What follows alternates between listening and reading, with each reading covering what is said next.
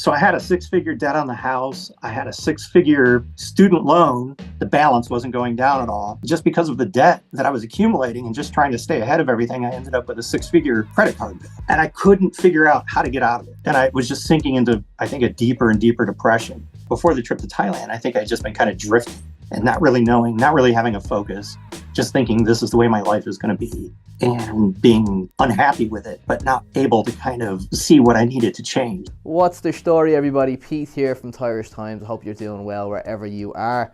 So my guest today, his name is John McNally, and you think with a name like John McNally, he'd be Irish. He's not. He's American. He's from Chicago, but obviously he's been blessed with Irish heritage. John is a creative writer. He is a professor at the University of Louisiana, Lafayette.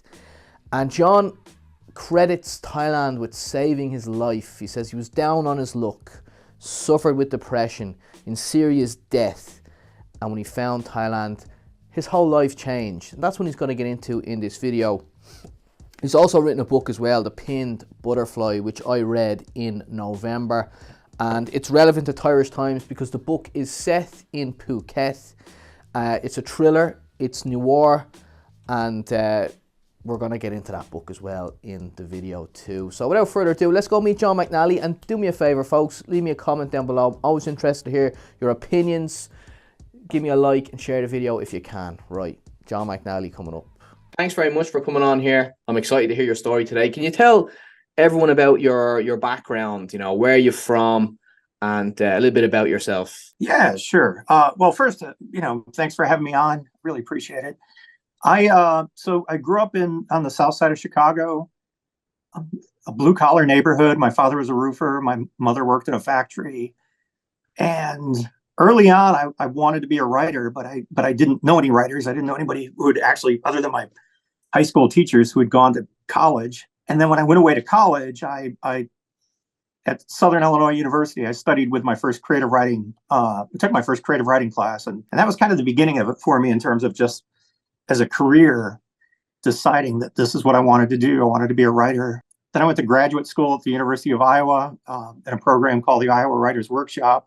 And then I taught for a little while, went back to school, got a PhD in creative writing in English because I was broke. I was living in a camping trailer with no water. It was a hose in the window and stolen electricity. So I thought if I get back into a graduate program, that would at least give me more time to write. Yeah, so I finished PhD and I moved around for a number of years before I got a permanent teaching position at Wake Forest University in North Carolina. And then 10 years ago, I took a job in not New Orleans, Louisiana, Lafayette, Louisiana, University of. Sorry, my cat's going to visit me. Oh, we love cats here. Keep going. University of Louisiana at Lafayette. And so that's where I've been. Got a few more years before I retire.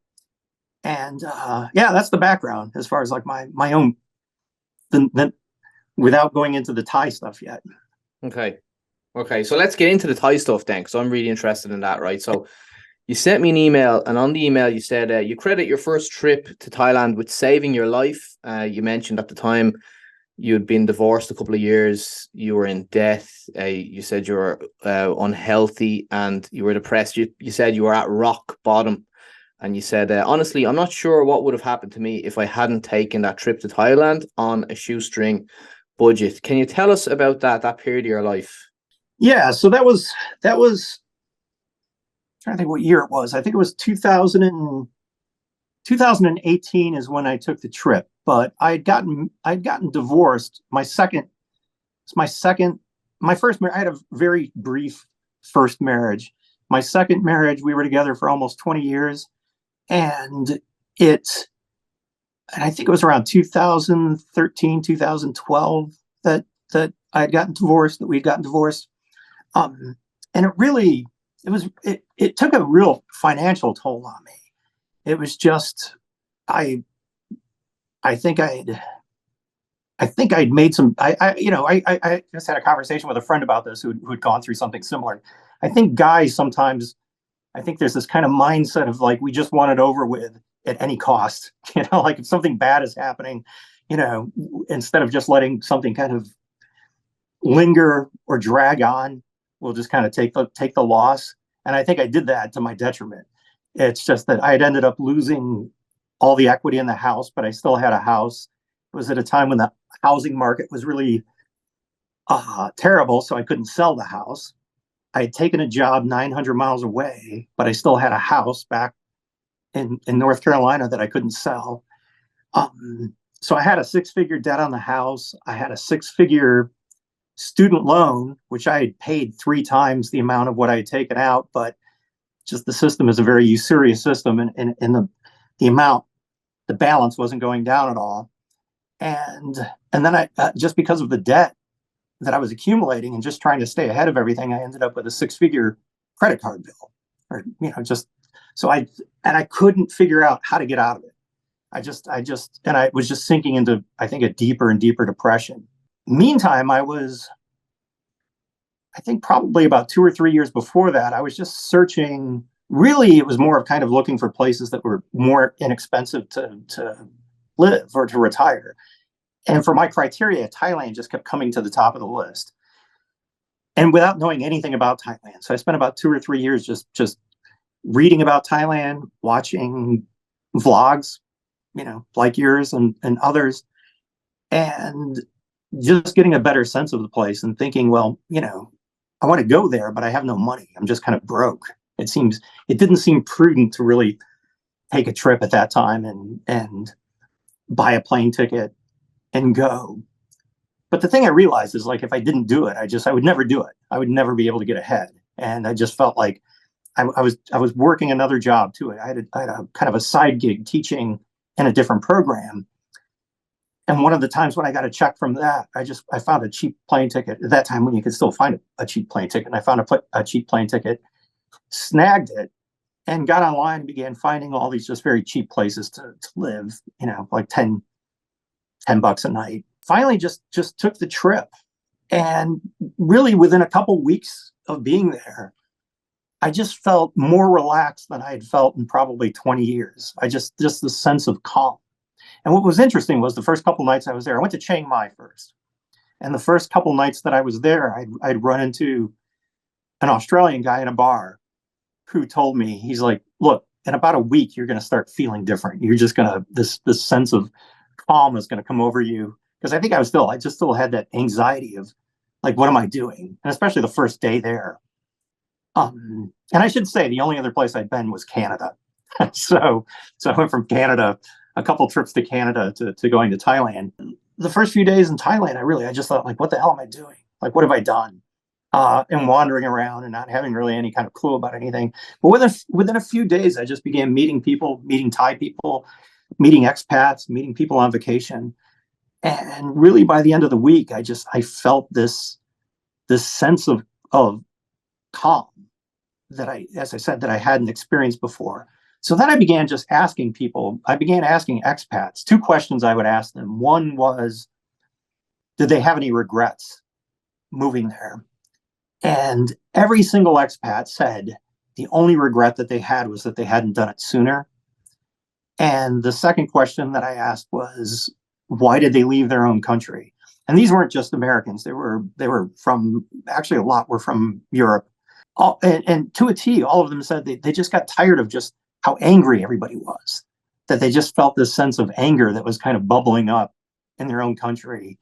And they wanted to get away from it. And that's what I realized was after a week of being there, was that I didn't have that sense of, I think that was what a lot of my anxiety was attached to, was just the kind of pervasive bubbling up of anger that you just, even if it's not overt, you just kind of feel it walking into a grocery store or, kind of driving kind of anywhere. And I thought that's the thing that's kind of missing.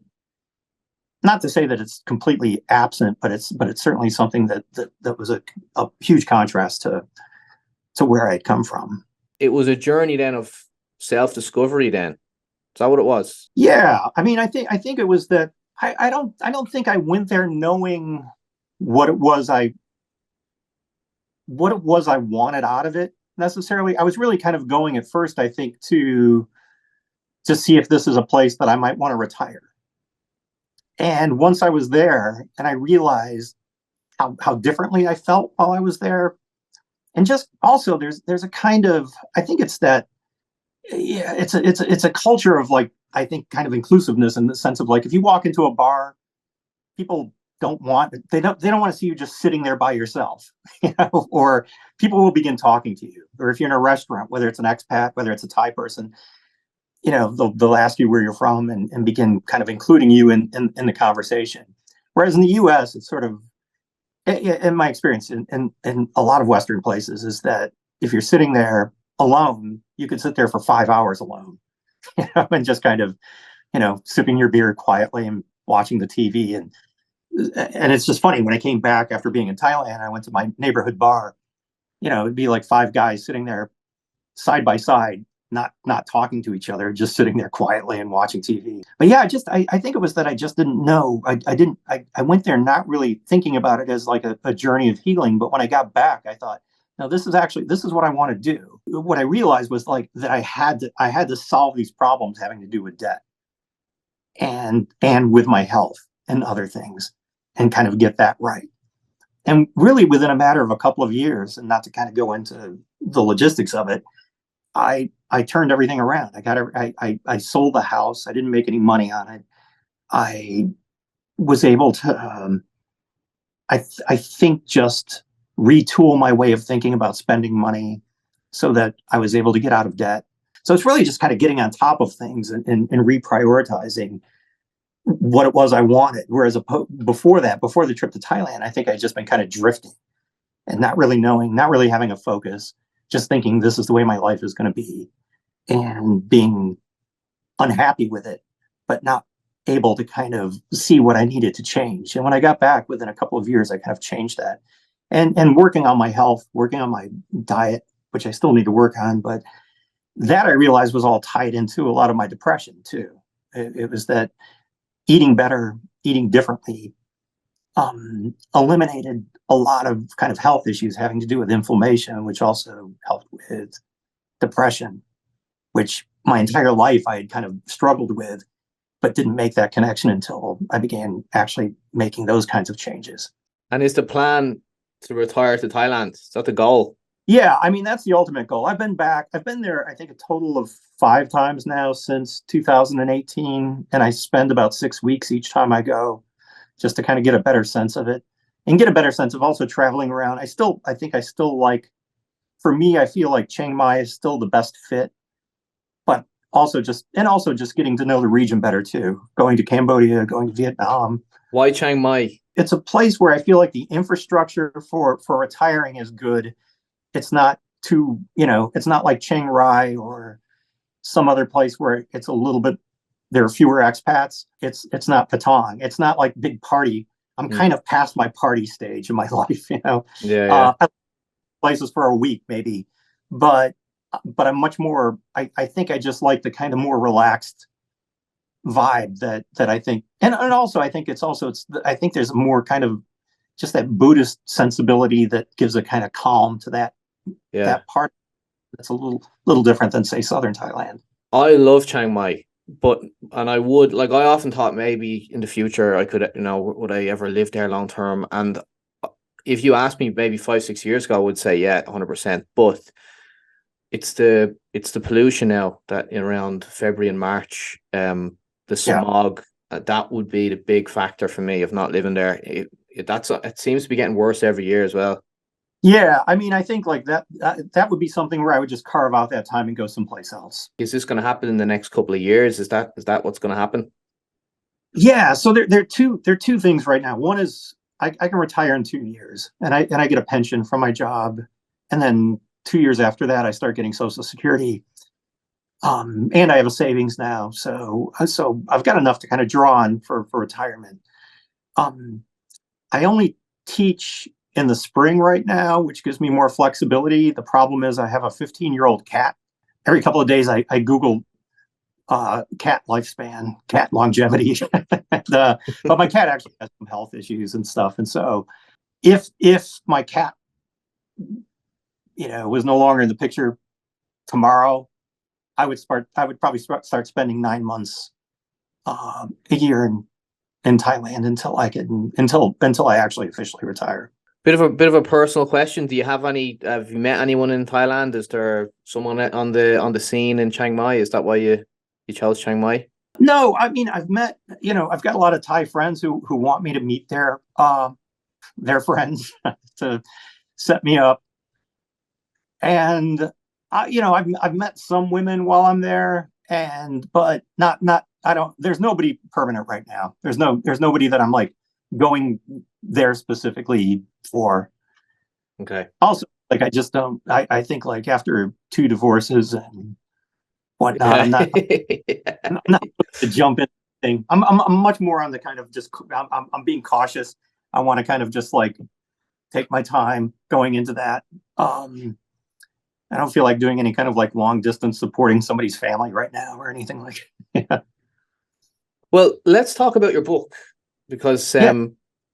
I read your book while I was in Phuket. Actually, I remember I was in I think I was near Patong. I know. Yeah, I was in Phuket anyway. It's gone out of my head where I stayed, but I read your book sitting by the swimming pool. It was brilliant. The Pins Butterfly. I have it here.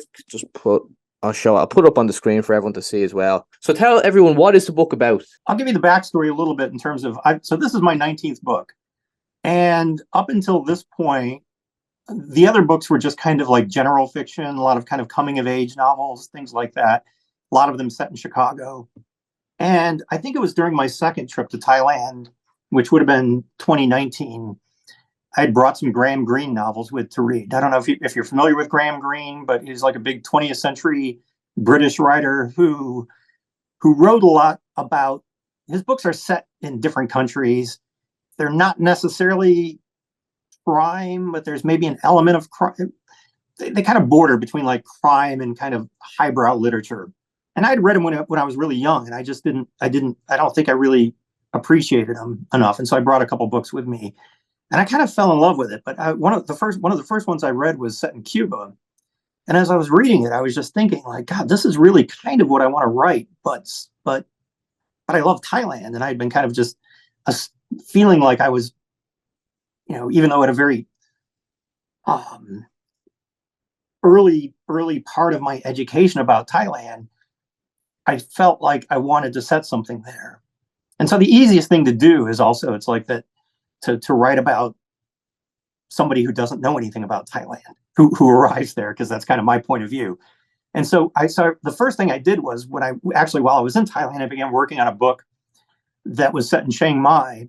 And it was from the point of view of a guy who was just kind of trying to escape all of his problems in the US. And he goes to Chiang Mai, and he gets caught up in this kind of confidence game. And it was a fun book to write, but when I finished it, I thought that's really not kind of it reminded me a little bit too much of my other books. And I really wanted to write this big thriller. And I kind of wanted to move into writing crime fiction. And so while I was working on that first book, that's when I started thinking about this book, The Pinned Butterfly, with a character, with a large cast of characters. And essentially, to give the basic thrust of the plot, I guess, is that an ex-cop and his wife go on vacation. It's their 10th anniversary. They go to Patong to celebrate, but there's a rift, obviously, between the ex-cop and his wife. He doesn't exactly know what it is. And while she's kind of recovering from jet lag, he goes out on his own, and he begins seeing a number of mysterious things that kind of begins sucking him in. And being an ex-cop, he can't kind of let it go. He just begins kind of burrowing into all these different things that he begins seeing. And one of the things that in the book also opens with a prologue of these women who are bar girls or freelancers who are being lured onto this yacht, and they're clearly drugged at one point, and when they wake up, they're shackled and they don't know where they're going. So that's one of the mysteries that begins the book. And then it begins with the ex-cop who moves in. But throughout the book, there's a cast of characters. There's a a law school dropout, a young woman who's in her 20s from Chicago, a law school dropout who has her own kind of dark past and is in Thailand kind of trying to escape that. And this is one of the contentious ones as far as why my publisher probably canceled the book, that I do write from a Thai point of view for one of the minor characters is Thai, and she's one who gets abducted, and so I've written from her point of view. I'm not, and I don't think it's like painting Thailand in a bad light. But if you go to Patong is there are a lot of seedy elements that aren't necessarily Thai. I remember the first person who approached me in Patong the first time I went, I think he was Australian, and he was clearly trying to kind of lure me into some sort of scam of some sort. And I was like, no, but I listened to him just because I'm always curious for what people's scams and what their stories are. And then I was like, nah, I'm good. And then 5 years later, the same guy approached me again, like trying to lure me into a scam. But it just seemed like a good setting. It seemed like a great setting because it does have a lot of different kind of potentially nefarious characters roaming around a city like that. And it's a great it's a lively city as far as like placing a. The characters in the book, they feel like real characters that you could meet in Thailand. A disgraced academic, the English teacher teaches online. So I that's what I said earlier. Like when I was reading it, I thought you'd been coming to Thailand for 20 years, and I didn't realize that it was only 5 years or whatever. I've always been fascinated. How does someone write a book? Where do you get the ideas from, and how did you research it? You must have done a lot of research. I always find I would say this is true probably for most of my books, which is that a lot of the research goes on while I'm actually writing the book, just because I feel like if I try to do all the research up front, then it's hard not to. I always end up finding like lots of really interesting things, and I want to include all those things, but then it ends up just reading like a researched book. So you want to try to make it feel as organic as possible. So a lot of things would be as I'm writing, I might reach a point where I start thinking like, is this, does this exist, or how does this work, or what is a kind of cultural thing that would make sense in this particular situation? And so it's kind of researching a lot of the stuff on the fly. But also, it's like, for me, the best research is actually just being there and walking around and meeting people and talking to people. I mean, the hardest part is actually just trying to capture a culture that I'm not part of. So that's the other thing, is like talking to bar girls, talking to a lot of Thai people, talking if it's a bar where bar girls are working, talking. Usually, a lot of the bar girls don't speak English very well, so it's like talking to the people, like the woman who's running the bar behind the counter. Yeah, so actually, just getting back to that came into my mind when you mentioned the Australian scammer guy. What was his shtick? What was his story? He wanted to take me to a resort on the back of his motorbike. I don't remember the exact scam, but I remember it was just trying to get me to go to this resort, trying to get me to give him information. He was pushy, but what was funny was, as soon as I said to him, like, hey, let me just Google this, then he just took off. So, and then when I saw him like 5 years later, because it's funny, I saw him before the pandemic, and then I ran into him again after the pandemic, and he just came up to me. I said, hey, I remember you. You came up to me like 5 years ago with this, and he just took off before I could finish the sentence. Jesus Christ. But I'm fascinated by that. I mean, I kind of like, you were talking about like your interest in, before we were talking, before this, talking about your interest in the mob in Chicago. It's like I read a lot of books on confidence games and scams and things like that. And so I'm always willing to kind of listen to somebody just to hear it kind of play out. Yeah, I know what you're saying. Yeah, it's kind of exciting to listen to it, knowing that, okay, this is a scam, but I'm just going to listen and see how far this person's willing to go, and then obviously not get scammed.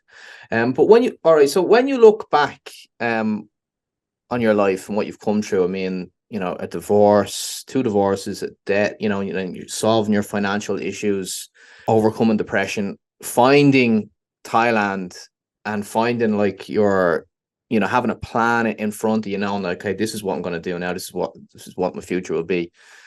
When you look back on your life of all the things you've come through, how does it feel now looking back? Whoa, yeah. I mean, there's a little bit of exhaustion. I wish I'd figured it out sooner. um, since I am 58 now. It's there's a kind of mixed bag. I mean, I feel like on the one hand, I think especially as a writer, going through some sort of adversity is always it's beneficial. I think because it makes you empathetic to different characters' plights. I always tell my students it's part of when you read a book, part of the pleasure of that is that the author is saying, hey, step into these shoes, and then you experience this story, whatever the character happens to be, through their point of view. And hopefully, you have more empathy as a result of that for whatever that character happens to have gone through. Certainly growing up, I mean, I lived in these kind of crappy apartments and a, a mobile home when I was like almost 4 years old, lived in a mobile home that burned down in the middle of the night. We lost everything. And so we lived with relatives for about a year after that.